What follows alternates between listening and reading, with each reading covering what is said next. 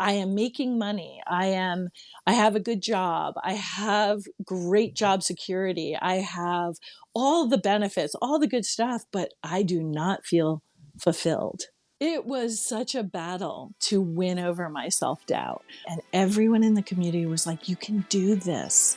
I never heard that in my life. From SGI USA, I'm Cassidy Bradford, and this is Buddhability, the weekly series where I talk with Buddhists from all walks of life about the power we each have to change our lives and the world around us. Hi, I'm Paige Asawa, and I live in Los Angeles, California. And I have been part of the healing arts community for over 30 years. And I am an artist and a licensed marriage and family therapist and a board certified art therapist. Thank you so much, Paige. I'm really looking forward to our conversation, especially as we, spoke on the phone last week. I felt like, oh, this is such a wonderful dialogue. And so I'm looking forward to another great dialogue today. I think just to start out so that listeners can get to know you and like a little bit of your background, could you just tell me about your life growing up and then how you encountered Buddhism? Sure. I grew up on the East Coast and I grew up in a very large Catholic family of 10 children. And Oh, wow. yeah. And I was the last child. I am number 10 of 10 children. Wow, the baby. Yeah, the baby is right. And so I kind of grew up in a whirlwind of chaos, constant chaos. With that many people in a family, it's just like so many things happening all at once. And when I was 4 years old, my brother was in a near fatal car accident and he became a quadriplegic like Christopher Reeves. Mm. And so even from a very young age, I was like, why? Why is this happening? What is happening?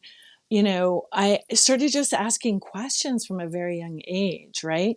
And so that kind of trauma really kicked off this seeking spirit that I have in my life to find meaning actually in all things. And so, but Catholicism for me really didn't answer those questions. So I kept seeking, even in high school, I studied theology. I was like, where are the, yeah, Wow. I was like, where are the answers? They're not coming to me. Mm. And so then I, of course, I'm an artist. So I pursued a BFA and I started working as an artist and in a management consulting firm of all things.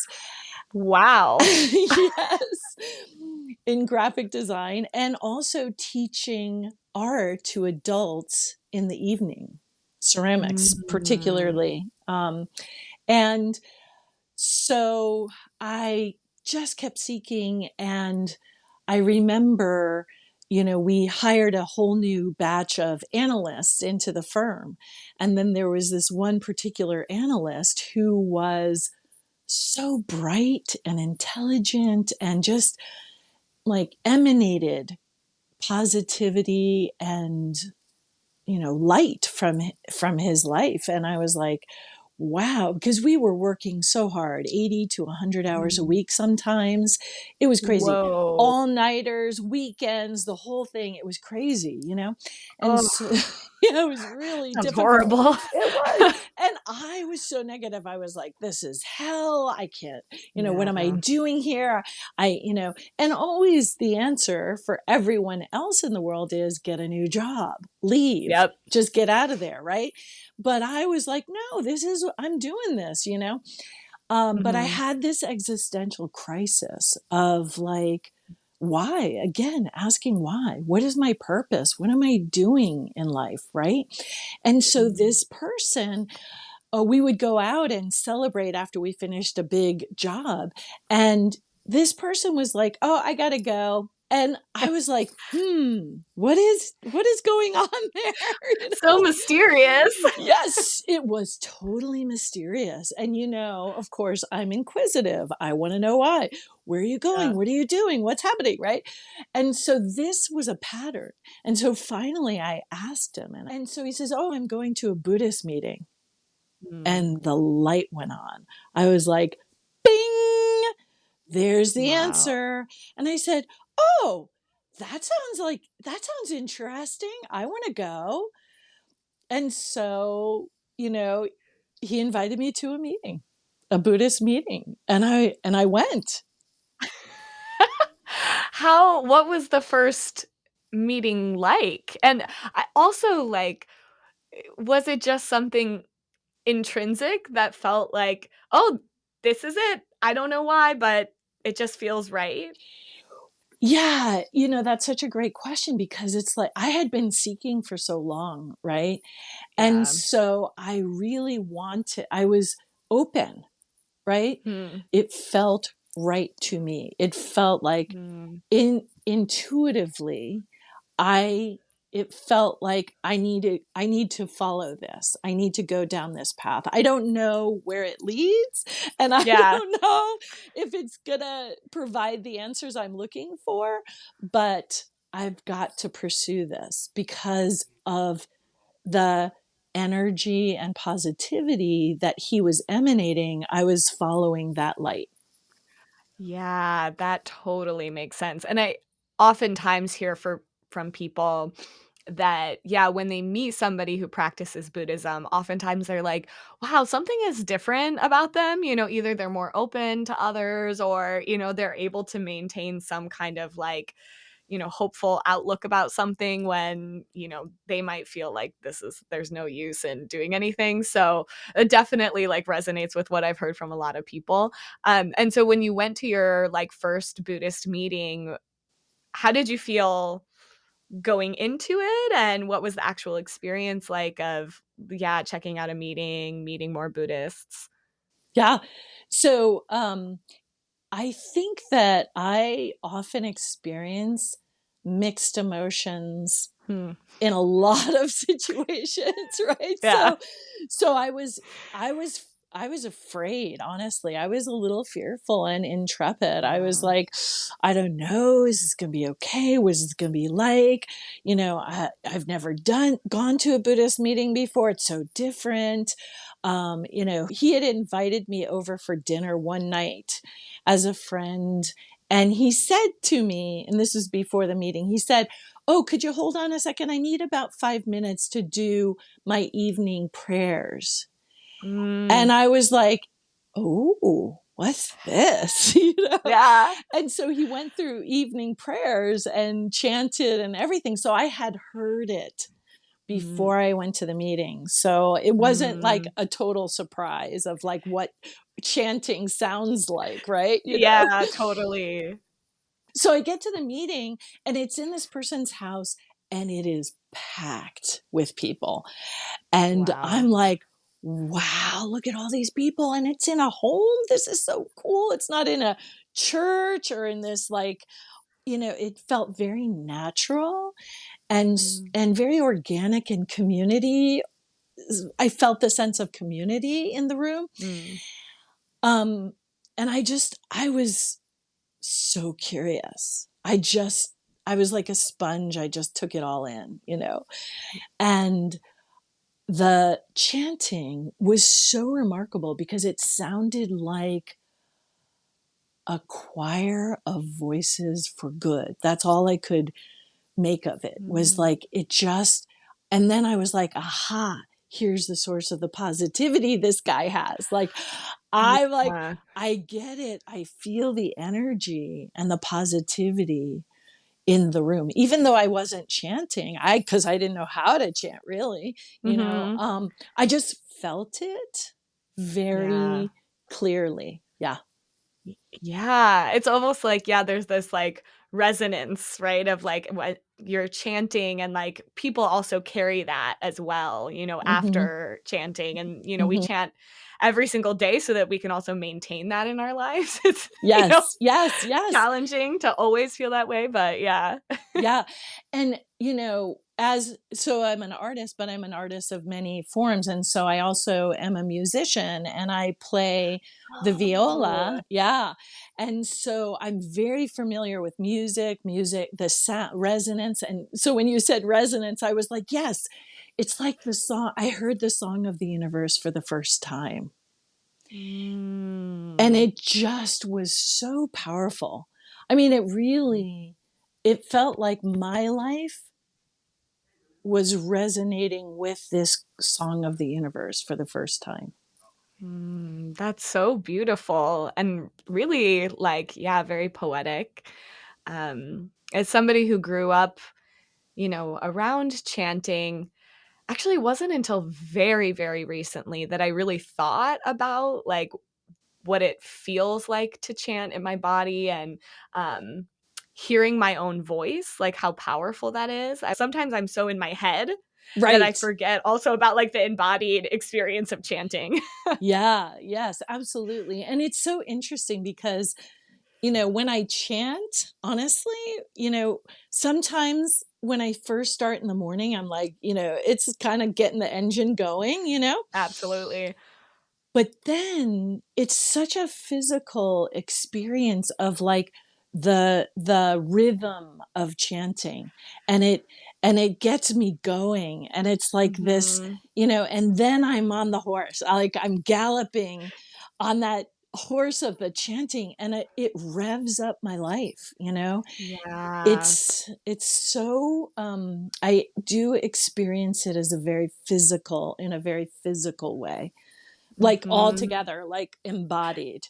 Yeah, absolutely. And I mean, we talk about, not to digress too much, but like, you know, interconnectivity in Buddhism a lot. And that also happens just in our own lives too, like interconnection of my mind, my heart, my body, all of those things. Right, and I feel like, especially in the world we live in today, there is a disconnect, there's a Yeah. very clear disconnect and fragmentation, and I think that's why people feel so lonely and disconnected.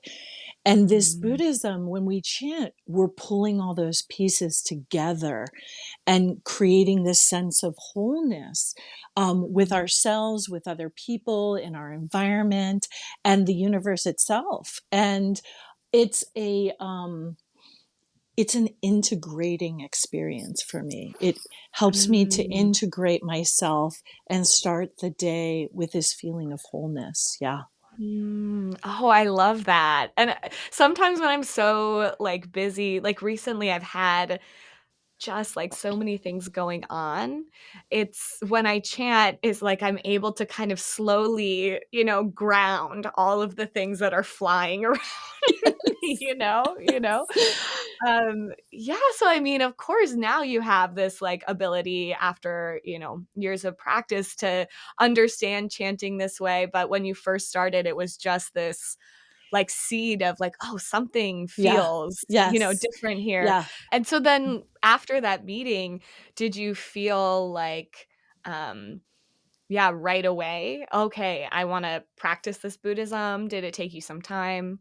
Well, it's so interesting because one of the concepts that was expressed in the meeting was, okay, so we're an organization uh, of peace builders, right? And we really want to live in a peaceful world. But how do we do that? How do we do that as individuals? And I'm like, good question. I want to know the answer to that. And then there was this whole example and explanation of how world peace actually happens by each person becoming absolutely happy, fulfilled, and peaceful in their Mm. own lives. And then Mhm. that actually goes out from them into their families, into their work, their communities, etc. And we are emissaries of peace in that way. And that's Mm. actually how world peace happens, right? And I was Yeah. like, Wow. wow. Like, Yeah. I was like, that is so logical. Like, that makes sense to me. And then it hit me in the meeting of the diversity of people in this room. And I thought, Yeah. this is world peace right here in this room. This is all people from all different walks of life and experiences coming together for a single purpose, which is the single purpose of having peace within our Yeah. own lives and other lives. And honestly, you're not going to believe this. I didn't have to think about it. Wow.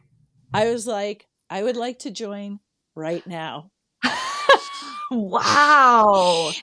That's incredible. I mean, I think like you mentioned because you were like had been seeking for so long, once like, man, this journey that feels like it's never going to end and then, oh, this is the thing that I've been looking for. It must have felt really incredible. Yeah, it was to have those questions answered so Yeah. logically, so clearly, so like you said, naturally and organically. It just was like I couldn't say no. Like Yeah. it just was the exact thing that I was looking for. And it was also the idea that we don't seek outside ourselves for the answers. We don't Mhm. beseech some external, deity. We Yeah. have the answers within our lives to answer those questions and to provide the path forward.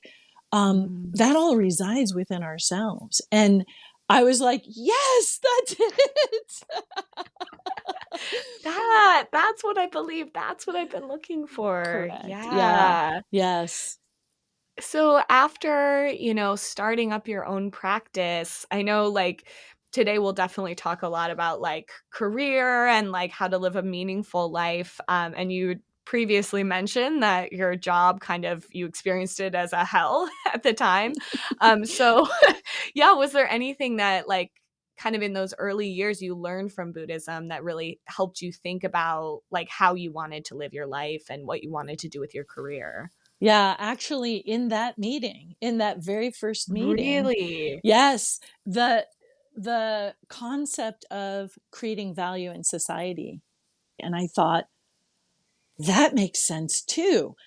I want to do Mm, that. I want to create value. And the question was, how can I create value in society? What does that look like for me? What what can I bring uniquely and create value in society? A concept I had never thought of ever in my life. mm, And again, it was all part of that existential crisis that I was going through. I am making money. I have a good job. I have great job security. I have all the benefits, all the good stuff, but I do not feel fulfilled. I don't know what that sense is, but I felt an emptiness actually. And I battled with my own self about it. Like, you should be happy. You've got a great job. You should, da da da. And yep. I was like, yes, but this Buddhism says there's more. Hmm. Says I have an opportunity to create value in society. I have an opportunity to find my unique path in life that where I can do that. Hmm. And that all came Hmm. from the first meeting. Can you believe it? Wow, it's It so really remarkable. it landed. It Yeah, landed hard. And I yeah. just embraced it. So did you start chanting right away? Like, Yes. how can I, like, find fulfillment? And what was that process like, the actual experience of chanting and, like, what happened as a result? It was slow going, Okay. honestly. To be honest, I was not really good at chanting. I thought it was going to be easy, etc. It was challenging and I had to really stick with it. And Yeah. probably the best advice that I got at that time was set a goal. Like if you're going to chant for 10 minutes, just chant for 10 minutes or 5 minutes. Just do it every day. And what I learned was about consistency, Mm, that I could feel the difference in the days that I did not chant, in how yeah, I encountered the world, you know, right? absolutely. So right away, I saw, oh, okay, I really need to do this to be my best self. Mhm. So then as you yeah, see this kind of firsthand, like, "Oh, okay, so I need this consistency, slow movement toward" yeah, discovering, like, how you wanna contribute to society. How long did it take for you to have some kind of, yeah, shift or breakthrough in terms of, like yeah, clarity, I guess, of what Yes. you wanted to do? So it's kind of like a jigsaw puzzle, right? There were Uh, all of these pieces kind of floating around me, all these different kinds of ideas and things that I had thought about, things I believed were true. And then they started move as I started chanting more, they started to move together and sort of yeah. start to fit together these different pieces. I, of course, doubted myself my whole life, but then I started to think, oh, maybe there is something, right? and it Yeah. and as I was chanting, I started to see things differently. I started to see things from a different perspective. Like I told you, I was teaching art classes at night, and Mhm. previous to chanting, it was like, okay, instruction, this is how you make a slab, and this is how you do coils and make a coil pot, right? Mhm, yep. And it really transitioned to, what is the meaning of this process? What is the meaning of making art for the people in the class? And then I Mm. realized that the art itself, the creative process, actually had a potential, and that it Mm. wasn't necessarily the products they were making that were the thing. It was actually in the creative process, was the that force, that positive energy, that positive force, because they didn't really care about how it looked in the end. they Yeah. just they just wanted to be creative and make things, right? Yeah, yeah. So, in recognizing this, is that, like was there, like, a specific moment where you were like, "Oh, okay, art therapy, this is what I wanna do," or "I Hmm. wanna" Hmm. was there, like, one clear moment, or So in my undergrad, I was an art major and a psychology yeah, minor. Okay. These things, they were the pieces of the puzzle, and as I chanted, I they came closer and closer together. yeah. And then the person who sponsored me in this Buddhism actually gave me a book, and it was called Approaches to Art Therapy. Oh, So, bling. right, exactly. And this is the kind of care and concern that people in this Mm, community have for each other. We yeah. think deeply about, what is this person struggling with? How can I help this person? What can I do Mhm. for this person? So he gives me this book. I had never heard the term art therapy before. Wow. And I was like, yes. I read the whole book in like a day. It was like Oh my boom. gosh. And then I called the author on the phone. Oh my gosh. I You're was like, bold. I was like, hey, there was a phone number in the book. Like, Oh, I'm yeah, going to then why not? exactly. And I was like, I want to know more. And so she asked me, she said, well, I said, well, I am on the East Coast, but I could go to the West Coast. And she said, oh, there's a great program on the West Coast. And she gave me all the information. Wow. And so then you were like another moment of like seeking, seeking, seeking. Oh, I think this is it. Yep. Oh, I think this is it. Yes. Wow. Yeah. Did you prior to, I'm assuming that's the program you went to because now you're, of Yes. course, in California. Yes. Um, Prior to those kind of little aha moments, did you grapple at all with feeling kind of, like, hopeless or, "Oh, maybe I'm not gonna find something Yeah. that is Yes. fulfilling?" Oh, oh, oh, it was such a battle to win over my self-doubt. Like, Yeah. "You can't do this. Are you kidding me? How are you gonna get to this program? You don't have any of the prerequisites. You don't have the you haven't taken the, what was it, GRE at the Mm. time." And did it take me a long time? Yes, it did. But I just kept putting one foot in front of the other. Like, okay, I got to take these classes, these prerequisites. I have to, study. I have to do this stuff. Um, and I would fall down quite a bit, Mm, and then I would go back to chanting and I would mhm. pick myself up and, be with my community. And everyone in the community was like, you can do this. I never Mm, heard that in my life. It was always what you yeah. can't do, or, all the negativity, right? But in the Buddhist community, people love dreams. When you have these huge dreams, you pursue them and you make progress in your life. If you don't have these huge dreams, then where are you going to go? What are you going to do? Right. And no one Yeah. ever taught me how to dream and have vision for my life. And like, really? So every Mhm. day was a struggle between, no, I can't do this, to here's your vision, here's your dream, go for it.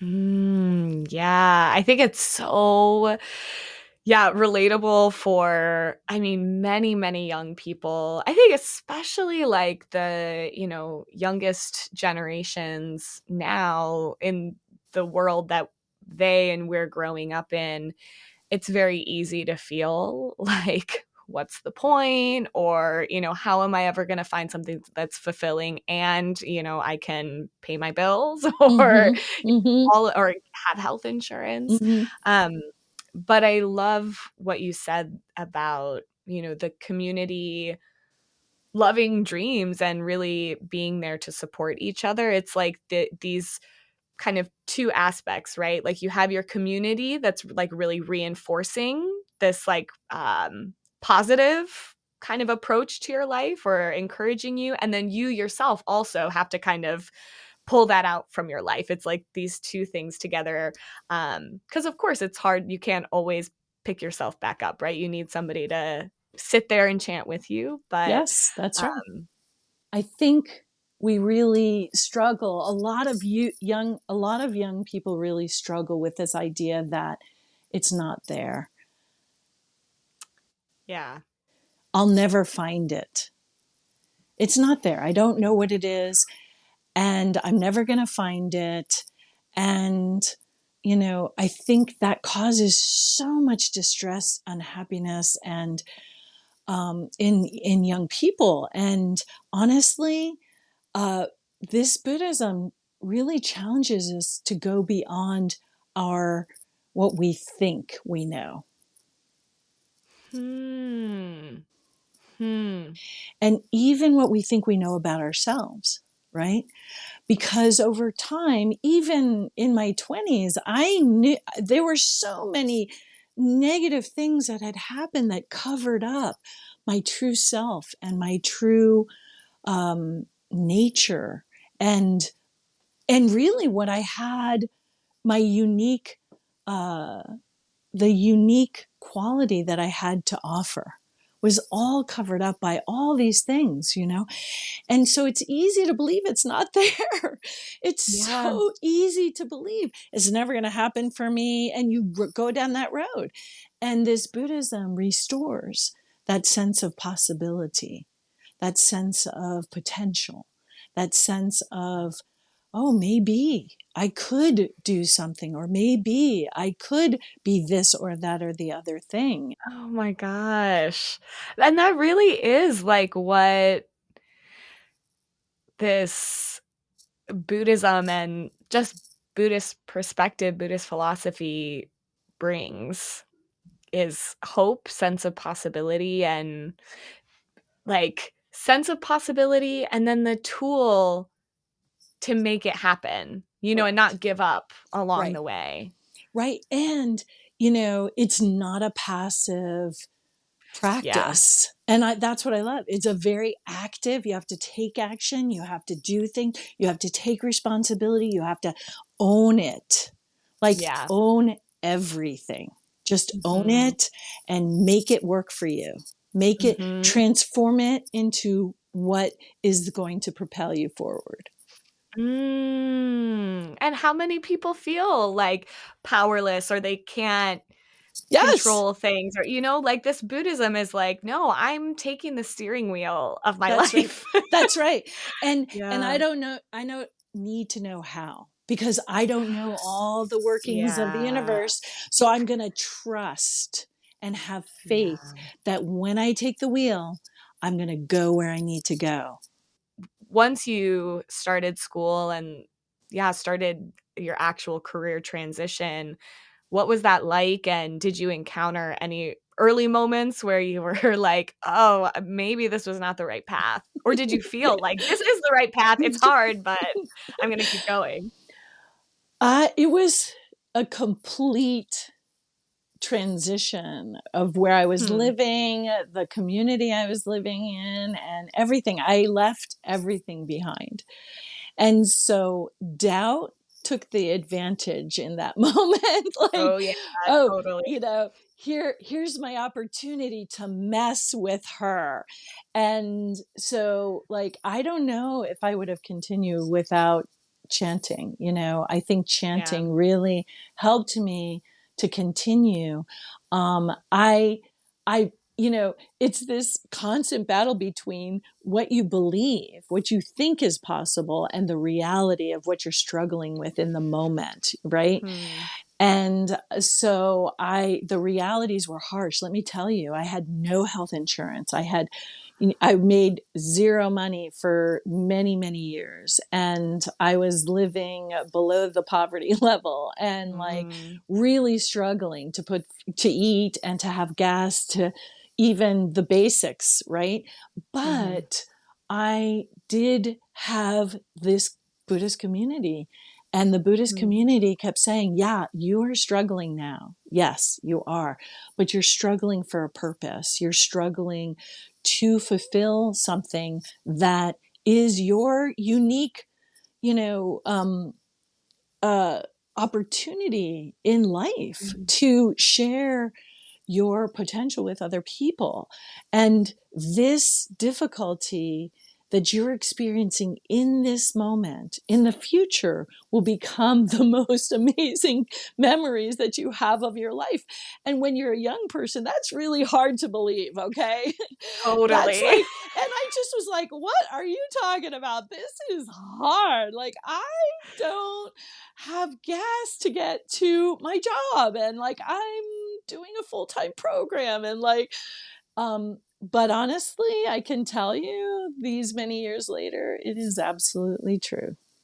Yeah, it really builds our character, and you Yes. can't, like, intellectually learn that. You can only develop character through experience. Once Mhm. you finish school and you actually reach this goal, did your Buddhist practice or, Buddhist concepts inform your work immediately? Was this something over time you started to see the connection or how Buddhism could apply to your work? Yeah, it's so amazing because initially I knew that my practice affected myself, but I didn't understand how it affected my environment as well. And one of the biggest challenges I faced right away was, I'm this 20 something person and I have to run a parenting group. Okay. For Oh. parents with, children who have special needs. Okay. And who are Wow. really struggling. And I had to really chant to like overcome again my self-doubt, but like Yeah. realize that there is wisdom And the Mm, wisdom that we have in this Buddhism applies to everything in life, mm. every single thing. So I really chanted and I was like, okay, I'm going to use this wisdom. And even though, and because they doubted me too, you don't have kids. What are you doing this? Yep. But then I realized, that all of the concepts in Buddhism apply everywhere we are. So that idea of like, how do we create harmony? How do we create unity? It applies to families. It applies to parenting. It applies. And so I started to see very clearly how these ideas could apply to the people I was working with, and to help them to meet their goals, that they had for their families and their children. It worked so well because it was a different way of looking at the problem, not as a problem, but as an opportunity to understand something more Mhm. deeply. They expected tell me what to do situation, Yeah, like, totally. right? Like, tell me how to parent these kids. And honestly, I, asked more questions. So coming from this like place of dialogue and place of like shared experience, I was able to create an environment in which the group held each other and took care of each other and really shared and supported Mm. each other, just like in our Buddhist community, right? And so I Yeah. was able to take that idea and bring it in here. And you know what? It works so beautifully.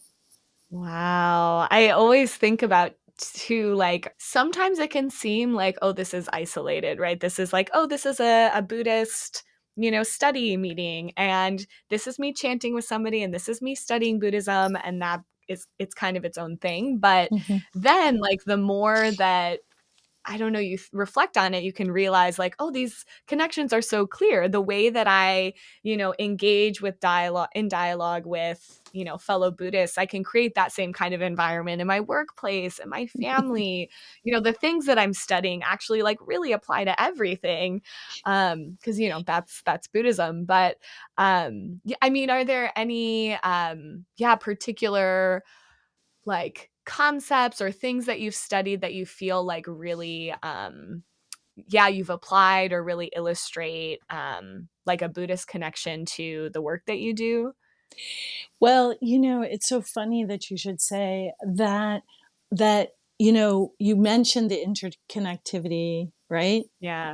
And so that is so essential, right? Yeah. Because when we shift our perspective from I'm just a person in the world. I don't have any impact on anybody else. I don't, Mhm. I'm just living my life and, et cetera. When we really transform that into I'm part of an interconnected web of life, and that what I do affects other people, what I say affects other people. And so like this idea is it is a real shift. It is a real shift of Yeah. thinking and perspective to um, that everything is connected, right? Mm. Everything is connected. And so I think that perspective is one that I share with my students, with the families I work Mm. with all of the people I work with, so that they understand that if is a problem, wherever that problem is, everybody contributes to it. And Mhm. everybody needs to understand their role in the problem to Mhm. change the problem, right? Yes. Absolutely. And sometimes we don't want to think about the interconnection or we don't wanna think about our role in it. I Yeah, am guilty of that. yeah. I Um, think we all are. And I think, from this Buddhist perspective, we do need to take responsibility because we're at the center, right? And so yeah. when we can do that and use our practice, we can really transform things in a way that sometimes we cannot even conceive of in our own brains. Oh, yeah, absolutely. I mean, there's so many times where, like, I shock myself, you know, like Exactly. understanding, oh Exactly. wow, like what's possible or the connections I'm making or Yeah. yeah, many, many times. And yeah, of course, like for folks listening, it might feel like, oh, wow, okay, so, you know, Paige broke through with her career and really understood how to apply Buddhism and is feeling fulfilled, which are all true things. Um, so there must not be any moments of challenge, or there must not be any moments where, you know, she loses that resolve or struggles to feel this sense of purpose. But you know, I know that's not the case, right? We all struggle. Yes. So I know that you had a recent experience where you really had to like reaffirm this sense of Yes. purpose in your work. So Yes. I'm wondering if you can just tell that story. Yeah, I think it's, when we talk with people who've been practicing for a long time, there's this expectation, just like you said, that, oh, you have become enlightened. Yes. You must not have any struggles. And, the thing I can say is that it's a journey, not a destination. And Mm. we're always on that journey. No matter what phase of life we're in, we are always on that journey. Okay. That journey Yeah. doesn't end. And so I had transitioned into a new job just before the pandemic, right? I was so Mm. excited, new place, new everything. I was like, this is it. So great. Then the pandemic happens. And I was like, okay, I am living in this pandemic. What? And Yeah. so I really had to chant. And I was working in a large medical system in a large university, and the medical center had to close down all elective surgeries because of the shutdown, right? And they could Mhm. only deal with medical emergencies related to COVID and et cetera. So they lost a huge revenue stream. Okay. Mm. Which directly Mhm. affected all of the new entities, which mine was a new entity. And so I was furloughed. Ugh. And human nature, it doesn't matter what age you are. Human nature is human nature, and our human nature is to go Yes. boom. Why me? Why did Yeah. this happen? Like pity Mhm. party extraordinaire, right? Yep. And so I had that. Of course we all have that. And I started Mhm. chanting, and I was like, okay, I got to make use of this. And I sought out support from people in our Buddhist community. And one Mm. of the things that the person said to me was like, what are you going to do? How are you going to make use of this time? Like, what is going to be, how are you going to create value? Okay, there's that Mm. theme of creating Yep. value out of a very negative situation. So I was like, okay, I am not going to give in to this. And I'm going Mm. to chant that somehow I can create value in this time, right? So I Mhm. said to everyone who would listen, I'm not, I'm going to offer pro bono sessions for anybody who wants them on Zoom. And I learned how to use Zoom, and I learned how to transition to virtual, therapy, right? Art therapy, Wow. even using art virtually. And so the medical system, the kept contacting me and say, could you see this person? Could you see this person? And then it became bigger and bigger. Could you work with the ambulatory care unit? Because they do like the emergency room and the Mm. right the Mm. just flow of people, right? The volume Mhm. of very ill people, and could you support them? Could you give them things that could help them to, really support them during this very traumatic time, right? And so I Mhm. started having very large groups of people and, giving Oh. them art activities and things that they could visualize, and just all of Mhm. these um, like a tool case of surviving a very traumatic time. Yeah. So they had their toolkit. I felt like, okay, this is my contribution, right? Yeah, like, how did you maintain the ability to continue doing that work and hold space for people that are, like, really struggling while you yourself are also, in a global pandemic? Yeah. I honestly think that our Buddhist community also went to Zoom, Yep. and it was just amazing to have that kind of support. So I feel Yeah. like our Buddhist community, really stepped up.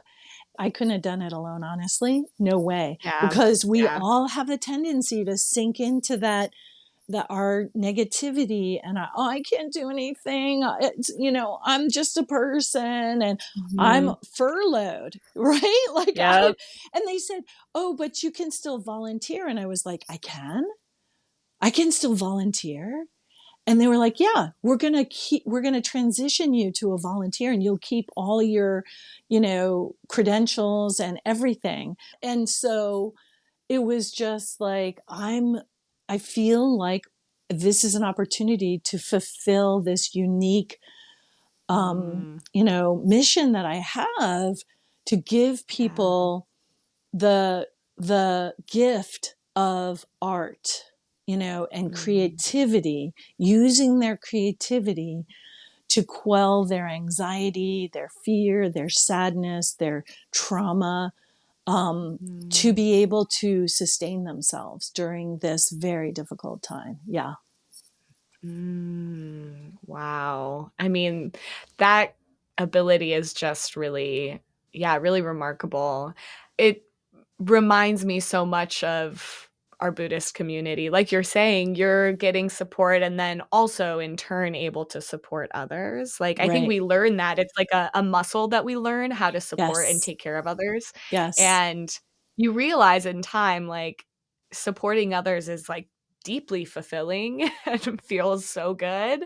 Um, yeah. And it takes us out of our own suffering. It takes us out Yes. of our own misery. And that was what was missing, that I was in that Mhm. existential crisis of like, I'm doing all this stuff, but I don't feel like I'm giving. I'm not giving. I'm just Yeah. in my own little bubble, et cetera. And so when we, and this is what we learn in Buddhism is that we are fulfilled when we create value in society and give to other people. Something that I love about, in Buddhism, the concept of value creation is there are, like, these 3 aspects to it, it's Yes. supporting others, personal gain and benefit, so it's not Hmm. just like, I'm giving, giving, giving, and I don't get anything, and Right, then right. beauty, something that, like, aesthetically is, Yes. wonderful or we enjoy doing, and when you can have all 3, that's like, wow, something that I feel like I'm getting something from, I can support others, and it's a beautiful thing. Um, that's really like yeah, then you've hit the jackpot, I think, in terms of, like, fulfilling kind of work. Yeah. Um, yeah, I think maybe I would ask you for, somebody that yeah, maybe they, like, just graduated college and they're in their first job or maybe second job out of college and are feeling that kind of, like, dread, Hmm. like, Yes. how can I am I ever gonna find something that's fulfilling? I don't know what I love. I don't know Hmm. what I'm Hmm. interested in. I feel Hmm. really directionless and lost. Yes. Yeah, what advice would you give them? Well, it's so interesting because again, in our society today, we're all up in our head. We become fragmented and we separate our heart and our head, right? And Mhm. so I love it because our mentor always says everything is about the heart. Everything comes down to what is in your heart, and therein is the treasure, right? Therein lies the most important thing. And so when we chant, we're reconnecting with our heart and the Mm. universe, and there's a flow in that restores our ability to actually know ourselves deeply and to know, right? Yes. Oh my gosh, you're so right. Actually just really recently I was feeling like kind of disconnected from my environment, my, relationships, and each time I sit down and chant, yeah, it is like tapping into my heart and Yes. really getting to see myself clearly, getting to know myself. Right. 'Cause we do really, you're so right. We really kind of can lose that when we're so in our head, and then it's easy to lose sight of, like, who really am I? What it feels good? What kind of life do I wanna live? And Hmm. then when you're thinking about it intellectually too, sometimes, like, that doesn't help No, because there's there's not always gonna be an answer there. and it can make it worse. Actually, it can make it really Yeah. worse. And it's kind of like a catch 22 and you just go, right? You just go round and round. And how about let's talk about all the expectations, like expectations of friends and family and parents and so you should do this and the you shoulds, right? Yes. But it's like when we chant, we can cut through all of that and we can get back to our true selves, our Mm. authentic selves. And we remember, oh, I love art. I love music. I want to pursue that, right?